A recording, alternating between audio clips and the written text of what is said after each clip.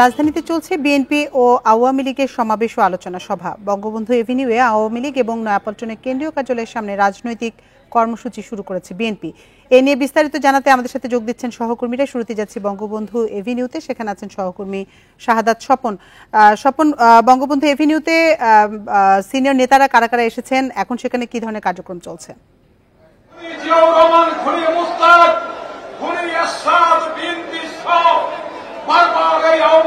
দেখুন, আওয়ামী লীগের আজকের কর্মসূচিটি ছিল বেলা ৩টায়, সে অনুযায়ী এখানে কর্মসূচিটি শুরু হয়েছে। এখন পর্যন্ত আমরা দেখছি যে মঞ্চে আওয়ামী লীগের একজন সভাপতি মণ্ডলীর সদস্য মোফাজ্জল হোসেন চৌধুরী মায়া এবং দুজন যুগ্ম সাধারণ সম্পাদক মাহবুবুল আলম হানিফ এবং বাহাউদ্দিন নাসিম, এই তিনজন কেন্দ্রীয় নেতাকে দেখতে পাচ্ছি। এর বাইরে যারা এখন পর্যন্ত অবস্থান করছেন তারা অধিকাংশই বলা যায় যে মহানগরের নেতা, অর্থাৎ ঢাকা মহানগর দক্ষিণ আওয়ামী লীগের কর্মসূচি, কিন্তু সে অনুযায়ী এখানে মহানগরের নেতারা এসেছেন যারা এখানে বক্তব্য রাখছেন। মহানগরের কেন্দ্রীয় নেতারাও কিন্তু, অর্থাৎ শীর্ষ পর্যায়ের নেতারাও কিন্তু এখন পর্যন্ত বক্তব্য রাখেননি। এখন পর্যন্ত যারা বক্তব্য রাখছেন তারা ওয়ার্ড পর্যায়ের নেতা, কাজে নীতি নির্ধারণী কোনো বক্তব্য তাদের কথা এখন পর্যন্ত আসেনি। তবে যতটুকু আমরা ধারণা পেয়েছি, আওয়ামী লীগের সাধারণ সম্পাদক ওবায়দুল কাদের 5:45 নাগাদ এখানে এসে পৌঁছাবেন, আমরা যতটুকু শুনতে পেরেছি। তার আগে কিন্তু আওয়ামী লীগের যেসব কেন্দ্রীয় নেতারা এখানে উপস্থিত হয়েছেন তারা তাদের বক্তব্য রাখবেন এবং তাদের বক্তব্যে তাদের যে সাংগঠনিক ভাবনা, সেই সাংগঠনিক ভাবনা কিন্তু তুলে ধরবেন এবং শেষে আওয়ামী লীগের সাধারণ সম্পাদক ওবায়দুল কাদের যে বক্তব্য রাখবেন সেটাতেই দলের নীতি নির্ধারণী পর্যায়ের বক্তব্য আসবে এবং আগামী দিনে আওয়ামী লীগ কিভাবে সাংগঠনিক কার্যক্রম এগিয়ে নেবে সেই বিষয়ে কিন্তু আওয়ামী লীগের সাধারণ সম্পাদকের বক্তব্যের দিক নির্দেশনা থাকবে। জানেন যে আজকে নয়াপল্টনে বিএনপির ডাকে একটি সমাবেশ চলছে, যদিও আজকের আওয়ামী লীগের এই সমাবেশটি পাল্টা কোনো সমাবেশ নয়। তারা আওয়ামী লীগের প্রতিষ্ঠা বার্ষিকী বা যে প্লাটিনাম জুবিলি উপলক্ষে আজকের সমাবেশটি আওয়ামী লীগ এখানে ডেকেছে। ঢাকা মহানগর দক্ষিণ জুন মাসের 23 তারিখ আওয়ামী লীগ প্রতিষ্ঠা পেয়েছিল, সে অনুযায়ী কিন্তু বেশ কিছুদিন যাবত আওয়ামী লীগ কর্মসূচি চালিয়ে আসছে, সেটিরই ধারাবাহিকতা আজকের এই কর্মসূচি। তবে উদ্দেশ্য যাই হোক, আজকের কর্মসূচিতে আওয়ামী লীগের সামনের দিনের আন্দোলন সংগ্রাম মোকাবেলার নির্দেশনা কিন্তু থাকবে, কারণ বিএনপির পক্ষ থেকে ইতিমধ্যেই ধারণা দেওয়া হয়েছে সরকার বিরুদ্ধে বা বিএনপির চেয়ারপারসন খালেদা জিয়ার লক্ষ্যে তারা তাদের আন্দোলন সংগ্রাম চালিয়ে যাবে এবং তাদের যে জোটগুলো আছে বা তাদের জোটভুক্ত যেসব দল আছে তাদের সাথে তারা তাদের পরামর্শ করবে এবং সামনের দিন আন্দোলন সংগ্রাম কিভাবে এগিয়ে নেওয়া যায় সেই দিকে তারা এগিয়ে যাবে। কাজেই সেই বিষয়টি বিবেচনা রেখেই কিন্তু আজকে আওয়ামী লীগের আপনি আমাদের সাথেই থাকুন। এবার আমরা একটু যেতে চাই রাজধানী নয়াপল্টনে বিএনপি সমাবেশে। সেখানে আছেন আমাদের সহকর্মী মাহমুদ শরীফ। বিএনপি সমাবেশ তো বিকেল 2:45 শুরু হয়েছে, তো সিনিয়র নেতাদের মধ্যে কারা কারা সেখানে উপস্থিত আছেন এবং বক্তৃতায় তারা কি কি দাবি জানিয়েছেন? দেখুন, বেলা 2:45 শুরু হয়েছে বিএনপির আজকের এই সমাবেশ। এটি মূলত বিএনপি চেয়ারপারসন খালেদা জিয়ার মুক্তির দাবিতে। আমরা জানি যে 2018 সালের 8 ফেব্রুয়ারি খালেদা জিয়া কারাগারে যান। এরপর থেকে বিএনপি বিভিন্ন সময় কিন্তু খালেদা জিয়ার মুক্তির দাবিতে কর্মসূচি পালন করেছে। তবে সেই সব মুক্তির দাবির পাশাপাশি কিন্তু দলীয় সরকারের অধীনে নির্বাচন না করা সহ বিভিন্ন দাবি সংযুক্ত ছিল। এবারই প্রথম শুধুমাত্র খালেদা জিয়ার মুক্তির দাবিতে বিএনপি কর্মসূচি পালন করছে। আমরা দেখেছি যে গত বুধবার নয়াপল্টনে বিএনপির কেন্দ্রীয় কার্যালয়ে মির্জা ফখরুল ইসলাম আলমগীর সংবাদ সম্মেলনে এই কর্মসূচির ঘোষণা দেন এবং আজকে এই কর্মসূচির প্রথম দিন, অর্থাৎ 3 দিনের কর্মসূচি ঘোষণা করেন। এর দ্বিতীয় ধাপ হচ্ছে একদিন বিরতি দিয়ে সোমবার দেশের সব বিভাগে, অর্থাৎ ঢাকা বিভাগ বাদ দিয়ে অন্য সব বিভাগে একই দাবিতে একই কর্মসূচি পালিত হবে এবং সোমবারের পর আবার একদিন বিরতি দিয়ে বুধবার দেশের সব জেলাতে খালেদা জিয়ার মুক্তির দাবিতে বিএনপি জেলা পর্যায়ে সমাবেশ করবে। এখানে বক্তব্য রাখছেন এখন বিএনপির কেন্দ্রীয় পর্যায়ের বিভিন্ন পর্যায়ে যারা নেতা আছেন তারা। সমাবেশ শুরুর পর থেকে বক্তব্য রেখেছেন ঢাকা মহানগর সহ বিভিন্ন অঙ্গ সহযোগী সংগঠন যে রয়েছে বিএনপির, সেই অঙ্গ সহযোগী সংগঠনের নেতারা। এখন ধাপে ধাপে কেন্দ্রীয় নেতারা বক্তব্য দিচ্ছেন। তারা বলছেন খালেদা জিয়ার মুক্তির দাবিতে এখন যে কর্মসূচি শুরু হয়েছে, তারা খালেদা জিয়ার মুক্তির আন্দোলনকে চূড়ান্ত পর্যায়ে নিয়ে যেতে চান এবং যে কোনো মূল্যে তারা এই আন্দোলনকে সফল করতে চান, এটি তারা ব্যক্ত করছেন। আজকের এই সমাবেশে প্রধান অতিথির বক্তব্য রাখবেন বিএনপি মহাসচিব মির্জা ফখরুল ইসলাম আলমগীর তিনি সমাবেশ শুরুর নির্ধারিত সময়ের আগে কিন্তু এই সমাবেশ স্থলে এসে পৌঁছেছেন এবং তিনি নেতাদের বক্তব্য শুনছেন। আমরা জানি যে বিএনপির এই কর্মসূচি ঘিরে নয়াপল্টন সহ আশপাশের এলাকায় কিন্তু আপনি আরো তথ্য সংগ্রহ করুন, পরবর্তীতে আবার আপনার সাথে আমরা যোগাযোগ করব। রাজধানীতে বড় দুই রাজনৈতিক দলের সমাবেশ চলছে, এ নিয়ে বিস্তারিত জানাচ্ছিলেন আমাদের সহকর্মীরা। চলে যাচ্ছি পরের খবরে। সিলেট ও মৌলভীবাজারে বন্যা পরিস্থিতির উন্নতি হলেও নতুন করে বৃষ্টিতে পানি বাড়ার আশঙ্কা দেখা দিয়েছে। আবহাওয়া অধিদপ্তরের তথ্য অনুযায়ী আগামী 2 দিন মাঝারি থেকে ভারী বৃষ্টি হতে পারে এই অঞ্চলে। এদিকে দুর্ভোগ কমেনি বন্যায় ক্ষতিগ্রস্ত জনপদের মানুষের। বন্যা পরিস্থিতির অবসান হয়নি সিলেটে, এর মধ্যেই হচ্ছে বৃষ্টি। শঙ্কা বাড়াচ্ছে 2-3 দিনের মাঝারি থেকে ভারী বৃষ্টির পূর্বাভাস। এতে দেখা দিয়েছে নতুন করে বন্যার আশঙ্কা। ভারী বৃষ্টিপাতের সম্ভাবনা, তখন তো আমরা আসলে জিনিসপত্র লইয়া বাচ্চা লইয়া গেছি, আসলে আমরা অন বাড়ি করে গেছি। আবার যদি এইভাবে অবস্থা হয় তাহলে তো আমরা উপায় নাই। গত কয়েকদিনে বন্যার পানি কমলেও দুর্ভোগ কমেনি মানুষের। ক্ষতিগ্রস্ত রাস্তাঘাটে চলাচল করতে গিয়ে বিপাকে পড়তে হচ্ছে স্থানীয় লোকজনদের। ডলের কারণে, প্রথম চাপের কারণে চাপ নিতে পারে না রাস্তাগুলো, অপরিকল্পিত আমাদের উন্নয়ন, যার কারণে আমরা রাস্তাঘাট টিকে না। মৌলভীবাজারে বাড়িঘর থেকে পানি নেমে যাওয়ায় আশ্রয়কেন্দ্র ছাড়তে শুরু করেছেন বানভাসীরা। তবে বাড়ির আঙিনা, সড়ক সহ সবখানে পানি থাকায় দুর্ভোগ কমেনি তাদের। এর মধ্যেই নতুন করে বৃষ্টি বাড়িয়েছে উদ্বেগ। আমরা অসুবিধা হলো, আমরা সোলের দেশ তোমার গরিব না, আমি খাইলে অন্য মাইজে খান না। 3 ফুট 4 ফুট 5 ফুট পানি আছে রাস্তাত, বাঙ্গিয়া টাঙ্গিয়া গেছে, বাঙ্গিয়া মানুষ যাইতে হয় না, তো হয় না, লাঠি বর্দি বর্দি মানুষ রাস্তা বাটে। খুব কষ্ট বিনিময়ে দিন যাক, কিন্তু যদি পাল্লা টাল্লা পানি কমায় তাহলে অষ্ট মানুষের সুযোগ সুবিধা হইতে পারে। মৌলভীবাজার সদর ও রাজনগর উপজেলা থেকে পানি নামতে শুরু করলেও কুলাউড়া জুড়েও বড়লেখায় নিচু এলাকা এখনও তলিয়ে আছে। ডুবে আছে বসতঘর, রাস্তাঘাট সহ শিক্ষা প্রতিষ্ঠান। সোহেলি জাহান, ইন্ডিপেন্ডেন্ট নিউজ। বন্যা পরিস্থিতির সবশেষ তথ্য জানাতে সিলেট থেকে আমাদের সাথে যোগ দিচ্ছেন সহকর্মী রানা মজুমদার। রানা, এখনো কি সিলেটে বৃষ্টি হচ্ছে কিনা জানাবেন, এবং বন্যার আসলে সবশেষ কি তথ্য আছে আপনার কাছে?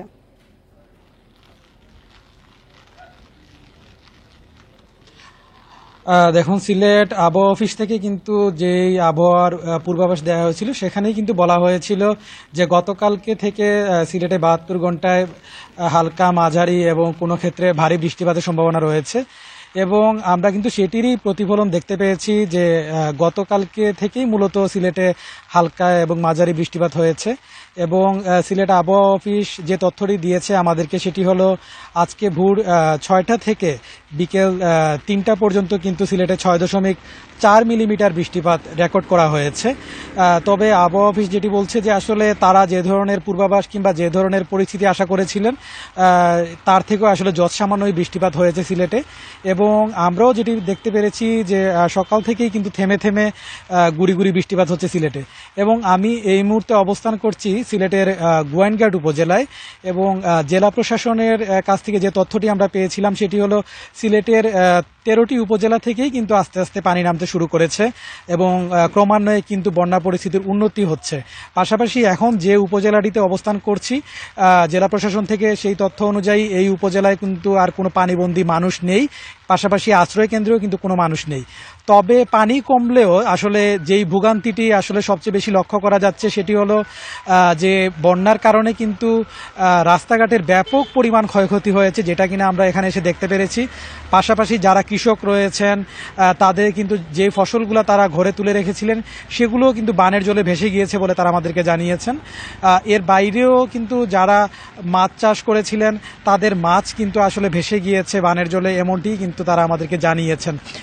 পাশাপাশি এখন কিন্তু পানিবাহিত রোগ যেগুলো রয়েছে সেগুলো কিন্তু আসলে প্রাদুর্ভাব দেখা দিচ্ছে, এবং সেক্ষেত্রে এই পরিস্থিতি মোকাবেলা করার জন্য উপজেলা প্রশাসন থেকে কিন্তু মেডিকেল টিম গঠন করা হয়েছে বলে আমাদেরকে জানানো হয়েছে। এবং তারা আসলে উদ্ভূত পরিস্থিতি সামাল দিতে যে ধরনের আসলে পর্যাপ্ত ব্যবস্থা গ্রহণ করা প্রয়োজন সেই ধরনের যাবতীয় ব্যবস্থা কিন্তু তারা নিচ্ছেন। পাশাপাশি যদি রাস্তাঘাটের যে বেহাল দশা সেটি যদি উল্লেখ করি তাহলে আমরা এই উপজেলায় এসে দেখতে পেরেছি যে প্রধান যে সড়কগুলো রয়েছে জেলা শহরের সাথে যেই সড়কগুলোর কানেক্টিভিটি বেশি সেই সড়কগুলা কিন্তু আসলে বন্যার পানিতে তলিয়ে যায় এবং পরবর্তীতে আমরা দেখেছি যে এই সব রাস্তাঘাট সড়ক সেগুলো কিন্তু অনেকটাই ক্ষতি হয়েছে। পাশাপাশি সুপেয় পানি এবং খাবার সংকট দেখা দেয়, সে ব্যাপারে প্রশাসনের পক্ষ থেকে যে সহযোগিতা করা হচ্ছে সেটা পর্যাপ্ত কিনা?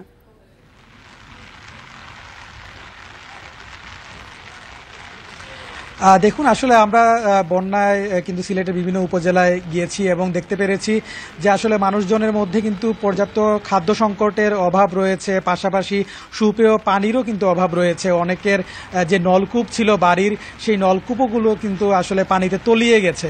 তো যারা বাসিন্দারা রয়েছেন তারা বলছেন যে তারা কিন্তু আসলে পর্যাপ্ত পরিমাণ খাবার পাচ্ছেন না, পাশাপাশি সুপেয় পানির একটি অভাব দেখা দিয়েছে। তো সেক্ষেত্রে জেলা প্রশাসন কিংবা উপজেলা প্রশাসন থেকে আসলে ত্রাণ সহায়তা কার্যক্রম পরিচালনা করা হচ্ছে। পাশাপাশি আমরা পরবর্তীতে আবার আপনার সাথে যোগাযোগ করব। এদিকে বঙ্গোপসাগরে লঘুচাপের প্রভাবে সিলেট ছাড়াও ঢাকা, চট্টগ্রাম সহ বিভিন্ন এলাকায় বৃষ্টি হচ্ছে। এদিকে লঘুচাপের প্রভাবে উপকূলীয় এলাকায় ঝোড়ো হাওয়া বয়ে যাওয়ার শঙ্কা রয়েছে। সমুদ্র বন্দরগুলোতে জারি রয়েছে ৩ নম্বর সতর্ক সংকেত। আবহাওয়ার পূর্বাভাসে বলা হয়েছে মৌসুমী বায়ু সক্রিয় হওয়ায় সারা দেশেই আজ বৃষ্টি হবে। ময়মনসিংহ, ঢাকা, সিলেট, বরিশাল ও চট্টগ্রাম অঞ্চলে বুধবার পর্যন্ত ভারী থেকে অতি ভারী বৃষ্টি অব্যাহত থাকার সম্ভাবনা রয়েছে। এতে বন্যা পরিস্থিতির অবনতি হতে পারে সিলেটে। এছাড়া চট্টগ্রাম বিভাগে ভারী বৃষ্টিপাত হতে পারে আজ থেকেই। এতে চট্টগ্রাম, খাগড়াছড়ি ও কক্সবাজারে পাহাড় ধসের আশঙ্কা রয়েছে। মৌসুমের আগেই চট্টগ্রামে চোখ রাঙাতে শুরু করেছে ডেঙ্গু। এখন পর্যন্ত চট্টগ্রামে মারা গেছে ৩ ডেঙ্গু রোগী। চিকিৎসকরা বলছে নগরী ছাড়াও আশঙ্কাজনকভাবে উপজেলাগুলোতেও বাড়ছে ডেঙ্গুর প্রকোপ। মশা নিধনে নিয়োজিত সংস্থাগুলো এখনও কুম্ভকর্ণের ঘুমে আচ্ছন্ন বলে মন্তব্য নাগরিক সমাজের। স্বাস্থ্য বিভাগের তথ্য মতে চলতি বছর চট্টগ্রামে এখনো পর্যন্ত ডেঙ্গু আক্রান্ত হয়েছে ১৮৭ জন, মারা গেছেন ৩ জন। এই হিসেব শুধুমাত্র যারা বিভিন্ন হাসপাতালে চিকিৎসা নিচ্ছেন তাদের। ঘরে কিংবা ব্যক্তিগত চিকিৎসকের পরামর্শ নেওয়া রোগীর হিসেব নেই কারো কাছে। চলতি বছর আক্রান্ত রোগীদের প্রায় অর্ধেকই শহরের বাইরের, যা আলাদা করে দুশ্চিন্তা বাড়াচ্ছে চিকিৎসকদের। একটা সময় ছিল ডেঙ্গি ছিল শুধু শহরের মানুষের রোগ। এই শহরের মানুষ আমরা পেতাম যে শহরের বিভিন্ন জায়গা থেকে রোগী আসছে। ইন্টারেস্টিং হচ্ছে এইবার যে রোগীগুলি পাচ্ছে এর একটা বড় অংশ আসছে কিন্তু মফস্বল শহর থেকে। সিটি কর্পোরেশন বলছে শুধু তাদের উদ্যোগে ডেঙ্গু নিয়ন্ত্রণ সম্ভব নয়। বিষয়টিকে দায়িত্ব এড়ানো উল্লেখ করে নাগরিক সমাজের অভিযোগ, মশা মারার নামে দুর্নীতি চলছে।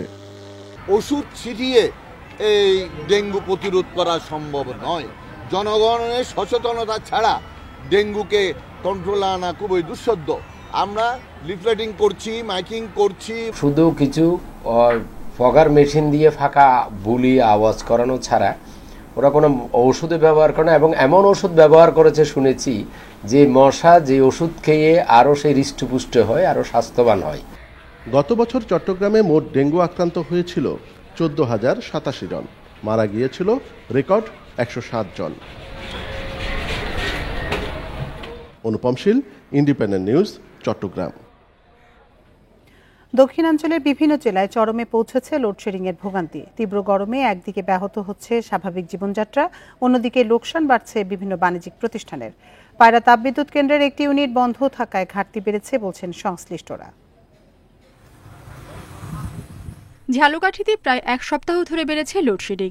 জেলা শহর রাজাপুর, কাঠালিয়া ও নলছিটিতে দিনে 7 থেকে 8 ঘন্টার বেশি বিদ্যুৎ থাকছে না।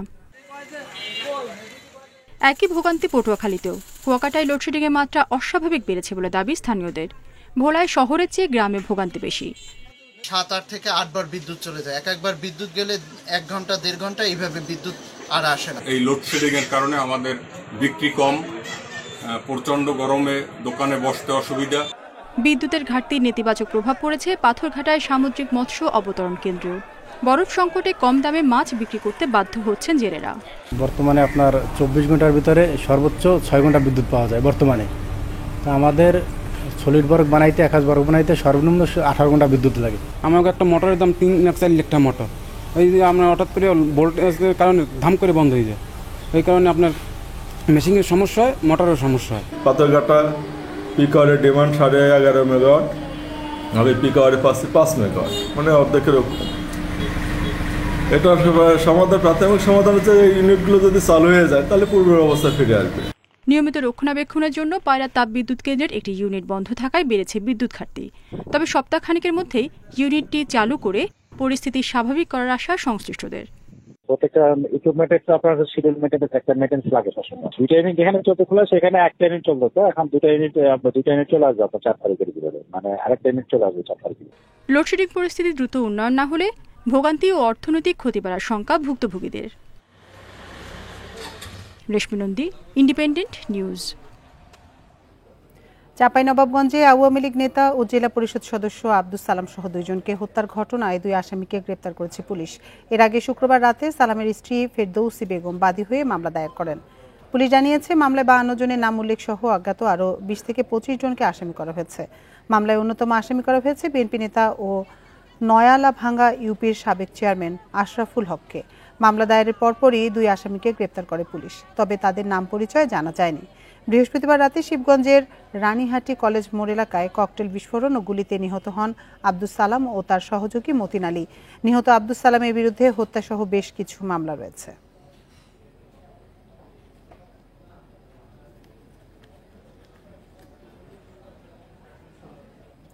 ভারতের সাথে কোনো চুক্তি হয়নি, হয়েছে সমঝোতা স্মারক। বিএনপি নেতারা মিথ্যা বলে জনগণকে বিভ্রান্ত করছে বলে মন্তব্য করেছেন পররাষ্ট্রমন্ত্রী ডক্টর হাসান মাহমুদ। দুপুরে চট্টগ্রাম প্রেস ক্লাবে উত্তর জেলা আওয়ামী লীগের উদ্যোগে বাংলাদেশ আওয়ামী লীগ ও বঙ্গবন্ধু শীর্ষক সেমিনারে তিনি এ মন্তব্য করেন। বলেন, বিএনপি নেতারা এখন মিথ্যা বলার প্রতিযোগিতায় নেমেছে। বাংলাদেশের যা কিছু অর্জন আওয়ামী লীগের হাত ধরেই হয়েছে। দেশের উন্নয়ন ও অর্থনৈতিক সমৃদ্ধির স্বার্থে কানেক্টিভিটি বাড়ানোর উদ্যোগ নিয়েছে সরকার, তাই বিভ্রান্তি ছড়িয়ে কোনো লাভ হবে না। চট্টগ্রামের সীতাকুণ্ডে 2 বাসের পাল্লার জেরে প্রাণ গেল এক নারীর, আহত আরও 16 জন। সকালে স্টারলাইন পরিবহনে বেপরোয়া গতির বাস সড়ক বিভাজকে উল্টে যায়। এতে ঘটনাস্থলেই এক নারী নিহত হন। দুর্ঘটনার পর ঢাকা চট্টগ্রাম মহাসড়কে 2 ঘণ্টা যান চলাচল বন্ধ থাকায় দেখা দেয় যানজট। বাসের চালক ও সহকারী পলাতক, জানিয়েছে পুলিশ। শনিবার সকাল 8:30টার দিকে চট্টগ্রাম থেকে ফেনীর মহিপালের উদ্দেশ্যে রওনা হয় স্টারলাইন পরিবহনের একটি বাস। সীতাকুণ্ডের ফকিরহাট এলাকায় অন্য একটি বাসের সাথে পাল্লা দিতে গিয়ে সড়ক বিভাজকের উপর উল্টে যায় বাসটি। এতে ঘটনাস্থলেই মারা যান বাসের এক নারী যাত্রী। আহতদের নেওয়া হয় হাসপাতালে। একটা গাড়ি ইউটার্ন নেওয়ার সময় গাড়িটা চাপ দেওয়ার পর হালকা একটু অল্প বৃষ্টি হচ্ছিল, তখন ওই চাপের কারণে উনি আর কন্ট্রোল করতে পারেন, যেহেতু উনি ওভার স্পিড ছিল। পিছন থেকে এটারা ওভারটেক করতেছে, এটা গাড়ি আসছে, গাড়ি আসার পরে ওই গাড়িটা পিছন থেকে একটু ধাক্কা লাগছে, লাগার পরে যখন ব্রেক করছে গাড়িটা ঘুরে যায়, পলটকায় রাস্তার এ পাশে চলে আসছিল। উল্টে যাওয়া বাসে আটকে পড়া যাত্রীদের উদ্ধারে কাজ শুরু করে হাইওয়ে পুলিশ ও ফায়ার সার্ভিস। দুর্ঘটনার বিষয়ে আইনগত ব্যবস্থা নেবে হাইওয়ে পুলিশ। আমাদের ওই আগ্রাবাদ এবং কুমিরা 2 দিক থেকে টিম পাঠাই, তারা চলে আসে, দেখা যায় গাড়িটা উঠে আছে আইল্যান্ডের উপরে। তাদের এখানে আটকা পড়া ছিল 4 জন, 3 জনকে জীবিত উদ্ধার করা হয়েছে আর একজন মহিলাকে মৃত অবস্থায় উদ্ধার করা হয়েছে। এই ঘটনা তো পরবর্তী আইনগত ব্যবস্থা করা হবে। এখানে আমাদের সিসিটিভি ক্যামেরা লাগানো হচ্ছে সরকারিভাবে। আমরা সিসিটিভি ফুটেজ নেবো বা প্রত্যক্ষদর্শী কোনো সাক্ষী পাইলে আমরা তো অবশ্যই পরবর্তী ব্যবস্থা নেওয়া হবে। দুর্ঘটনার প্রায় 2 ঘণ্টা পর সড়ক থেকে বাসটি সরানো হলে স্বাভাবিক হয় ঢাকা চট্টগ্রাম মহাসড়কের যান চলাচল। অনুপম শীল, ইন্ডিপেন্ডেন্ট নিউজ, চট্টগ্রাম। চাচার মৃত্যুর খবর শুনে বাড়ি যাওয়ার পথে গাজীপুরের শ্রীপুরে সড়কে প্রাণ গেল ভাতিজার। সকালে ওই দুর্ঘটনায় নিহত হন আরেক অটোযাত্রী। পুলিশ জানিয়েছে, উপজেলার বদনীভাঙ্গা এলাকায় প্রাইভেট কারের সাথে অটোরিকশার সংঘর্ষে 3 অটোযাত্রী আহত হন। স্থানীয়রা তাদের হাসপাতালে নিয়ে গেলে চিকিৎসক একজনকে মৃত ঘোষণা করেন। গুরুতর আহত 2 জনকে ময়মনসিংহ মেডিকেলে নেওয়া হলে সেখানে মারা যান আরেকজন। এদিকে ময়মনসিংহের ভালুকায় বালুবোঝাই একটি ট্রাকের সাথে এনা পরিবহনের বাসের সংঘর্ষ হয়। এ সময় বাসের সামনের অংশ দুমড়ে মুচড়ে গিয়ে ঘটনাস্থলে নিহত হন চালক। এই ঘটনায় বাস ও ট্রাক জব্দ করা হয়েছে, তবে পালিয়েছে ট্রাক চালক।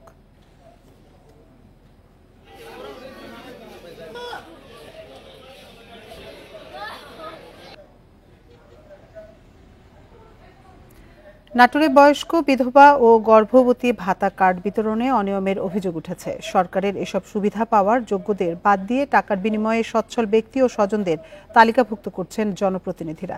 তদন্ত করে ব্যবস্থা নেওয়ার কথা জানিয়েছেন জেলা প্রশাসক।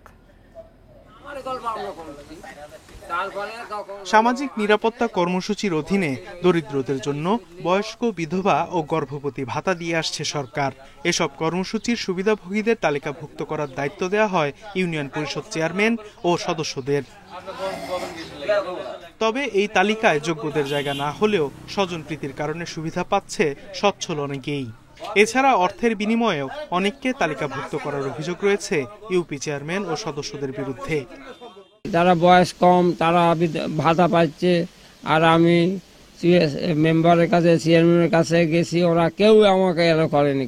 দরখাস্ত করি মেম্বারের কাছে, প্রতিবন্ধী কার্ডে লেগে সেই কার্ডটা ঘুরে না দেওয়ার পর 3000 টাকা দেওয়ার পর মেম্বার আমার কার্ডটা দিচ্ছে। আমার স্বামী মারা গেছে 24 বছর। এ পর্যন্ত আমি চেয়ারম্যানের কাছে, মেম্বারের কাছে মেলা জায়গাত গেছি, আমার একটা কাট করার জন্য আমাকে কেউ কাট করে দেয় না। এসব অভিযোগ অসত্য উল্লেখ করে নিজেদের নির্দোষ দাবি করলেন অভিযুক্ত প্রতিনিধিরা।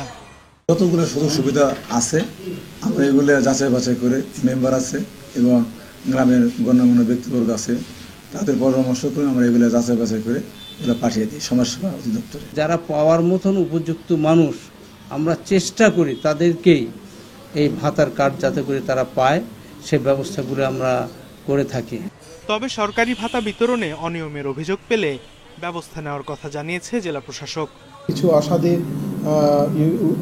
ইউনিয়ন পরিষদ সদস্যদের মাধ্যমে সিলেকশন যে প্রসেসটা, এটি ভুল সিলেক্টেড হয়ে যায়। এটি আমাদের নজরে আসলেই আমরা তাৎক্ষণিক ব্যবস্থা গ্রহণ করি।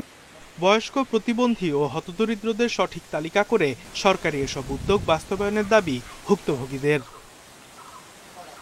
Independent news. জয়পুরহাটে জনপ্রিয় হয়ে উঠেছে গ্রাম আদালতের বিচার কাজ। মামলার বাদী, বিবাদী ও সাক্ষী একই এলাকার বাসিন্দা হওয়ায় দ্রুত নিষ্পত্তি ঘটে অনেক জটিল মামলার। এসব ক্ষেত্রে প্রায় শান্তিপূর্ণ সমাধান হয়ে সামাজিক সম্পর্ক হচ্ছে মজবুত।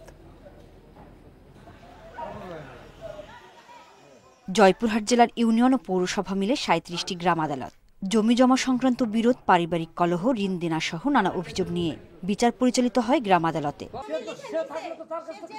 মামলার বাদী, বিবাদী, সাক্ষী ছাড়াও জনপ্রতিনিধিরা প্রায় বিনা খরচে বিচার করে থাকেন বলে নিষ্পত্তি হয় কম সময়ের মধ্যে। এতে ন্যায় পেয়ে সন্তুষ্ট বিচার প্রার্থীরা। 2 মাসের ভিতর আমার বিচারটা সুষ্ঠু আদালতে এখানে করে দিল।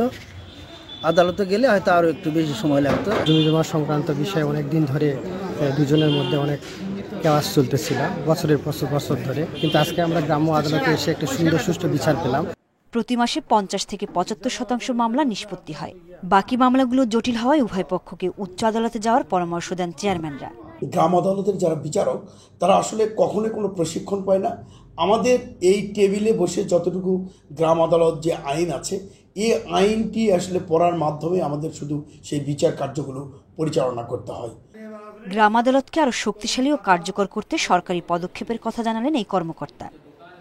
চেয়ারম্যান বা যারা সদস্য রয়েছেন সম্মানিত, তারা যেভাবে করেন সেটা আসলে বাস্তবায়ন করার জন্য কিছু প্রশাসনিক ট্রেনিং দরকার হয়। ট্রেনিং গুলো এখনো সম্পূর্ণ হয়নি আমাদের জয়পুরহাটে। ট্রেনিং গুলো যদি সঠিকভাবে আরো হয় তাহলে মনে হয় এটা আরো কার্যকরী হয় বলে আমি মনে করি। প্রতি মাসে 7 থেকে 8টি মামলা করা হয়। মামলার প্রায় সবগুলো শান্তিপূর্ণভাবে নিষ্পত্তি করে গ্রাম আদালত। Independent news. নাটোরের লালপুরে নিজ বাড়ি থেকে প্রবাসীর স্ত্রীর মরদেহ উদ্ধার করেছে পুলিশ। সকালে উপজেলার কামারহাটি তেনাচোরা গ্রামে এ ঘটনা ঘটে। পুলিশ জানায়, বাড়িতে দুবাই প্রবাসী সোহানুর রহমানের স্ত্রী শিউলি বেগম, তার সন্তান এবং ছোট ভাইয়ের স্ত্রী নিতু বেগম থাকতেন। কিছুদিন আগে নিতু বাবার বাড়িতে যায়। সে সময় শিউলি বেগমের মামা পরিচয়ে এক ব্যক্তি তাদের বাড়িতে এসে থাকতে শুরু করেন। আজ সকালে নিতু বাড়ি ফিরে ডাকাডাকি করলে ওই ব্যক্তি দরজা খুলে পালিয়ে যায়। পরে শিউলির মরদেহ পড়ে থাকতে দেখে পুলিশকে খবর দেয় নিতু।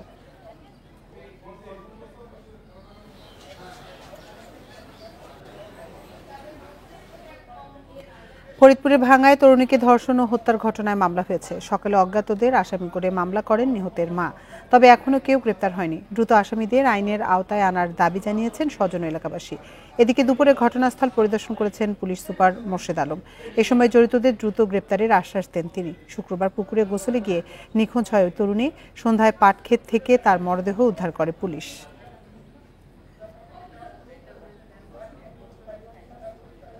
পুরোপুরি তদন্তের কাজে আমাদের একাধিক টিম এটা নিয়োজিত আছে। আমাদের ভাঙ্গা থানার বিশেষ টিম আছে এখানে। আমাদের ইন্সপেক্টর তদন্তকে হেডেড করে আমরা বিশেষ টিম গঠন করে এটা সঠিকভাবে আমরা অপরাধীকে চিহ্নিত করে আইনের আশ্রয় নিয়ে আসতে পারি। এইচএসসি পরীক্ষার একদিন বাকি থাকলেও ঠাকুরগাঁওয়ের রুহিয়া ডিগ্রি কলেজের 25 জন পরীক্ষার্থী এখনো প্রবেশপত্র পাননি। ফলে পরীক্ষায় অংশ নেওয়া নিয়ে অনিশ্চয়তায় পড়েছেন শিক্ষার্থীরা। প্রবেশপত্র না পেয়ে সকাল থেকে কলেজে ভিড় করেন ভুক্তভোগীরা। তারা জানান, ফর্ম পূরণের জন্য কলেজের ল্যাব সহকারী মোহাম্মদ সাবুর কাছে টাকা দিয়েছিলেন, কিন্তু সকাল থেকে তাকে কলেজে পাওয়া যাচ্ছে না। এদিকে কলেজের অধ্যক্ষ মুজিবুর রহমান জানান, ওই শিক্ষার্থীরা পরীক্ষা নিয়ন্ত্রক কমিটির কাছে টাকা না দিয়ে অন্যজনের কাছে টাকা দিয়েছে। প্রবেশপত্র না পাওয়ার অভিযোগটি তদন্ত করে ব্যবস্থা নেওয়া হবে।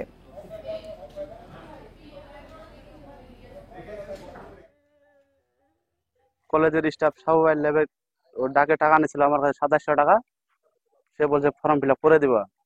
এভাবে মোটামুটি 30-40 জনের মতো টাকা নিয়েছে, আর ফর্ম ফিল আপ করে দেয়। বলতেছে দিব আমার কাছে আসে নিয়ে যাও, কিন্তু এখন তার কোনো খবর নাই।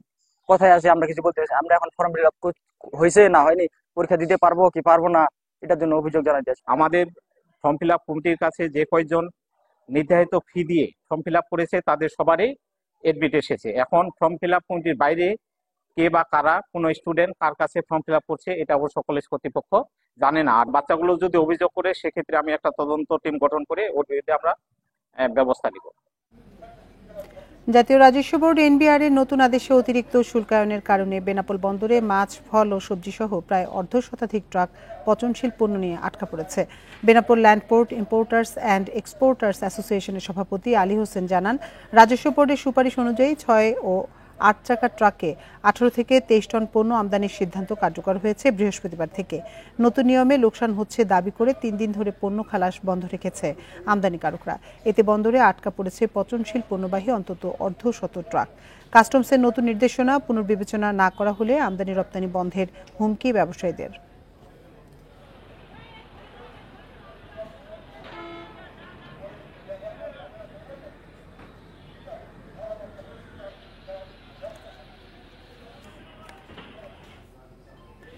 জামালপুরের মাদারগঞ্জে সমবায় সমিতির প্রতারণার প্রতিবাদ ও জড়িতদের শাস্তির দাবিতে মানববন্ধন কর্মসূচি অনুষ্ঠিত হয়েছে। সকালে জামালপুর শহরের বকুলতলা চত্বরে এই মানববন্ধনের আয়োজন করে জেলা দুর্নীতি প্রতিরোধ কমিটি সহ 3টি সামাজিক সংগঠন। মানববন্ধনে বক্তারা জানান, দীর্ঘদিন ধরে বিভিন্ন সমবায় সমিতি নিবন্ধন নিয়ে মাদারগঞ্জ উপজেলার সাধারণ মানুষের সাথে প্রতারণা করে আসছে। আইন অমান্য করে এসব সমবায় সমিতি শত শত কোটি টাকা নিয়ে আত্মগোপনে চলে গেছে জানিয়ে বক্তারা বলেন, সমবায় সমিতির প্রতারণা ফাঁদে হাজার হাজার মানুষ নিঃস্ব হয়ে গেছে। এ সময় সমিতি কর্মকর্তা ও জড়িতদের দৃষ্টান্তমূলক শাস্তি ও আত্মসাৎ হওয়া অর্থ ফেরতের দাবি জানান বক্তারা।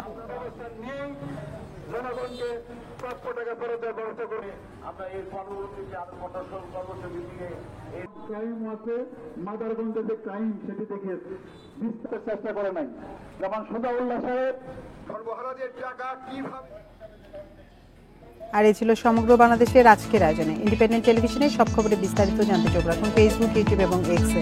এতক্ষণ সাথে থাকার জন্য ধন্যবাদ সবাইকে।